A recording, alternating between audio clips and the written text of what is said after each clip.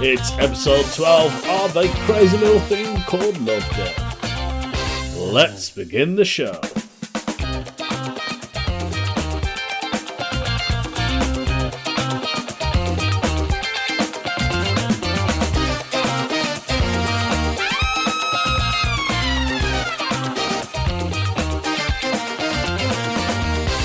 Welcome back to episode 12 of a crazy little thing called Lovdev. Thank you for downloading as always. I really appreciate it. Just want to say a big shout out to all the people across the world who have been tuning in and downloading my podcast. Shout out to France. Looks like I've hit in France now. Also, who else was there? Also, Yemen. Yemen's pretty big now. A lot of listeners in Yemen. 14 downloads. Pretty pleased with that. Thank you, Yemen, if you're listening out there. Shout it out to your friends, family, enemies, anyone out there. Yeah, man, cool. Indonesia. Indonesia's been in. I've got one listener from Indonesia. That is pretty sweet. Indonesia, yeah, as I said, France. We've got Nigeria still listening in. Hello, Nigeria. Mexico. Hola, Mexico. Hola, hola. I think you guys speak Spanish there, don't you? And we got Spain. Yep. Somebody in Spain. Dedicated listener there as well. Cheers, man. Thank you. And obviously the rest of the United Kingdom, which gets most of the downloads. Thank you. Thank you. Thank you.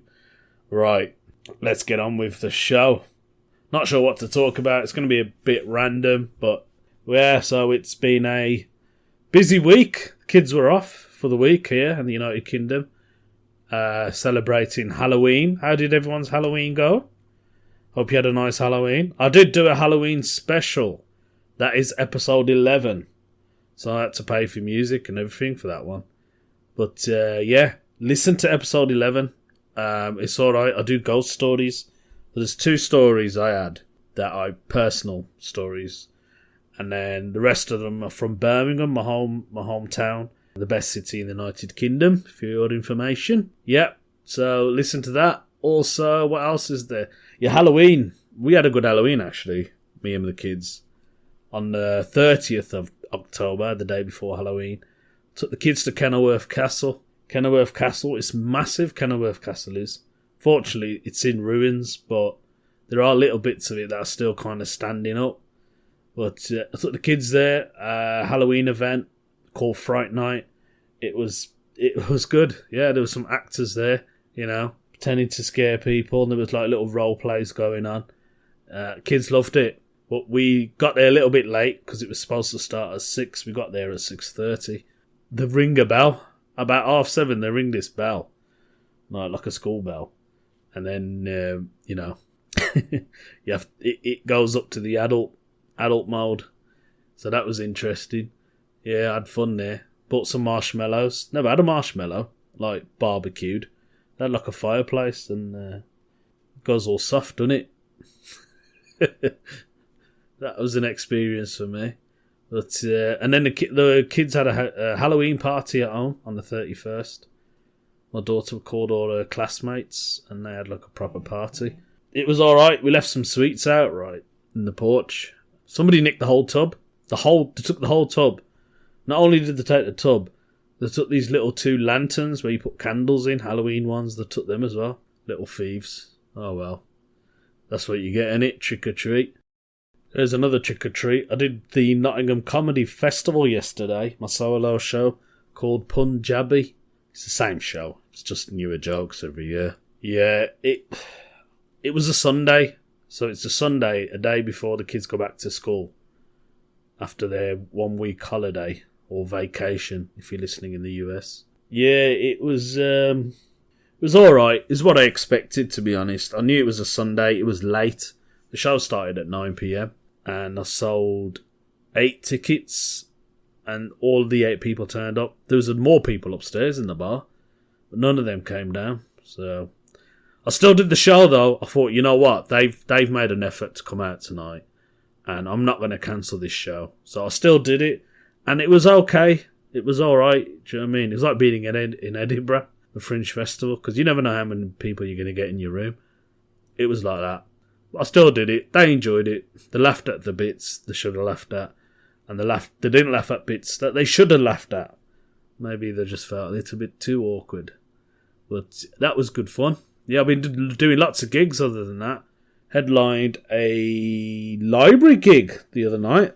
Yeah, library gig. In a little village just up north of Wales called Mould. But I think they pronounce it as Mild. Something like that. I don't know. You know the Welsh talk, innit? Sorry if you took that offensive. Welsh people. Didn't mean to cause any offence. Yeah, this is a proper random chant. I'm trying to think what I could talk about. But I had to get rid of the TV the other day. Yeah, got one of those Samsung curved tellies. They're not all that. They were a big hype when they come out, but I don't really like it. Like, thing about the curved tellies, I know I'm talking about TVs, how low it's gone. The curved TV, you have to look dead on straight. Otherwise, you don't get a proper clear view. If you sit at an angle looking at a telly, you can't even see it. It's like it's all blurry. I'm glad it had the Black Death. They call it the Black Death. I had to research it. The screen just went totally black. It wouldn't turn on. It was on. Nothing was coming up. You could hear the sound. I just got rid of it to this geezer, Mr. Singh. You can fix TVs. Give that to him. Yeah, the Black Death. Funny, innit? Happened a week before Halloween. My daughter, she goes to tuition, right? I dropped my daughter to tuition. She goes twice a week. I know, it's a lot, innit? If I was her age, I wouldn't go, but Mrs. wants her to do it. And I suppose it's good for her future. Where it is, it's in Handsworth, in Birmingham. If you don't know Handsworth, it's ghetto. Handsworth is like, it's Jamaica, it's Africa, and it's India, all combined into one. Yeah, it's proper, it's where all the immigrants got put in first. So my mum and dad got placed into Handsworth when they came into this country. So that's why. The Jamaicans got there first, though. Yep. Jamaicans got there first, then the Indians came afterwards. Handsworth used to be a really posh area. It kind of is, to be fair.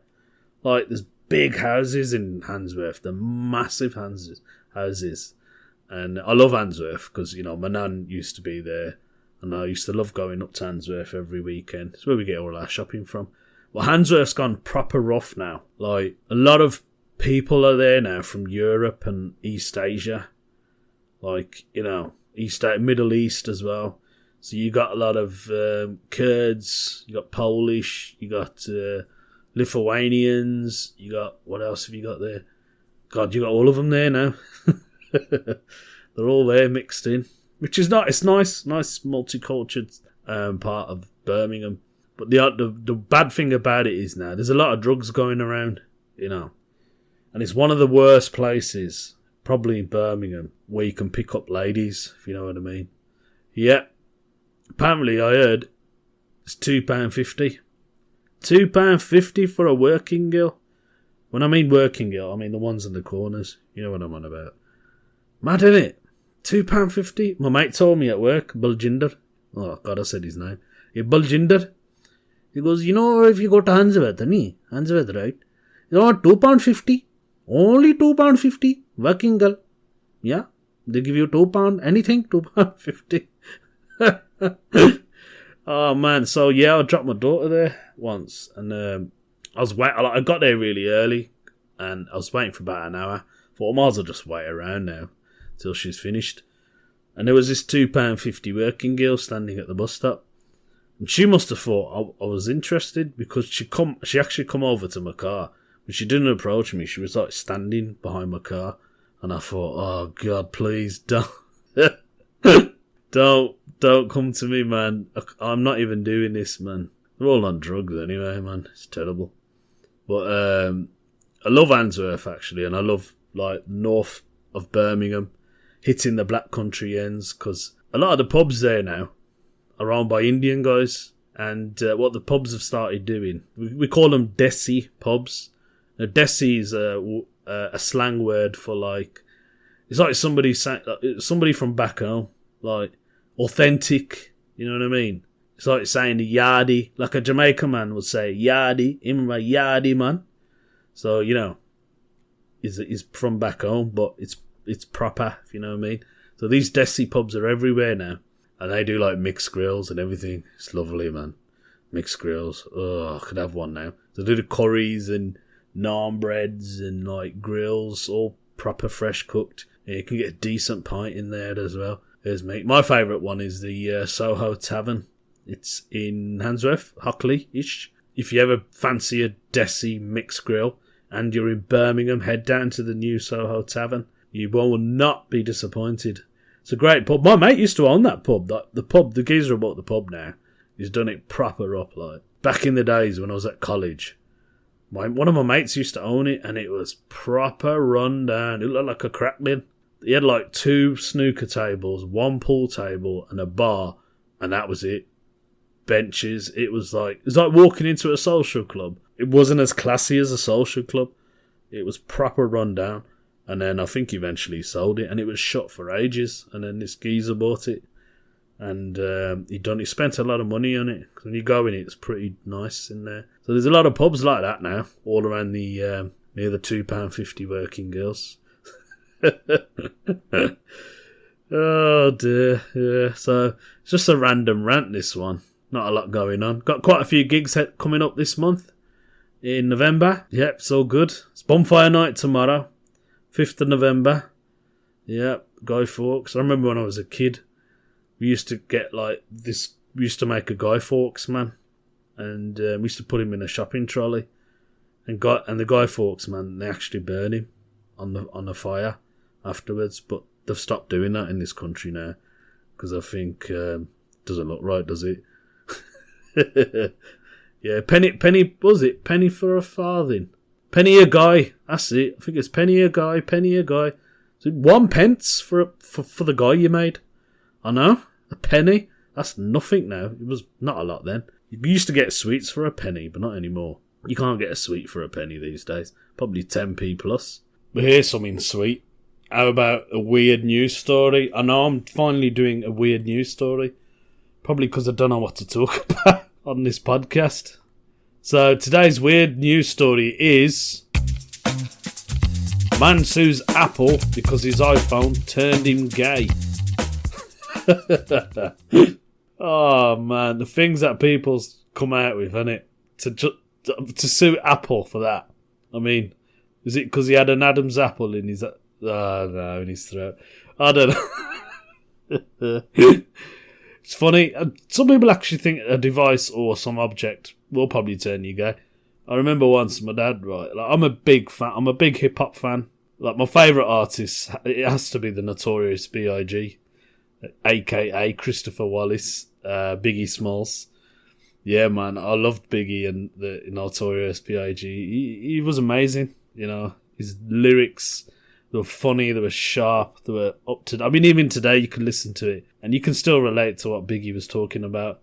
And my father, right, I used to have a poster of Biggie Smalls. It was a massive poster, man, in my bedroom. And my sister said to me once, she goes, "Oh no, guess what? Dad's ripped your poster off the wall." I was like, "What?" He goes, "He's ripped your poster." He goes, "My son is gay. He likes black man." My dad, my son like black man. Who is a black man? I was devastated, man. He ripped the poster in half, which was quite surprising because it was laminated. I don't know how he did it, man. It's mad, isn't it?